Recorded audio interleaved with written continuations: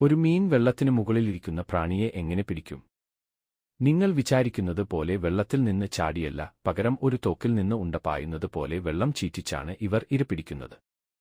ലക്ഷ്യം തെറ്റിക്കാത്ത ഈ ഷാർപ്പ് ഷൂട്ടറെക്കുറിച്ച് നോക്കാം. നാച്ചർ സീഗർട്ടിലേക്ക് സ്വാഗതം. ഏഷ്യയിലെ കണ്ടൽക്കാടുകളിൽ കാണപ്പെടുന്ന ആർച്ചർ ഫിഷ് പ്രകൃതിയിലെ മികച്ച വേട്ടക്കാരാണ്. വെള്ളത്തിന് മുകളിൽ 2 മീറ്റർ വരെ ഉയരത്തിലുള്ള ഇരകളെപ്പോലും കൃത്യമായി വെള്ളം ചീറ്റിച്ച് താഴെയിടാൻ ഇവയ്ക്ക് കഴിയും. വെറും വെള്ളം ചീറ്റുകയല്ല, പ്രകാശത്തിന്റെ പ്രതിഫലനം പോലും കണക്കിലെടുത്ത് കൃത്യമായ കോണിലാണ് ഇവ അമ്പെയ്യുന്നത്. ഒരു ലക്ഷ്യം പാഴായാൽ ഉടൻ തന്നെ അടുത്തത് പ്രയോഗിക്കാനുള്ള വേഗതയും ഇവയ്ക്കുണ്ട്. ആർച്ചർ ഫിഷിൽ നിന്ന് നമ്മൾ പഠിക്കേണ്ടത് കൃത്യതയും പ്ലാനിംഗുമാണ്.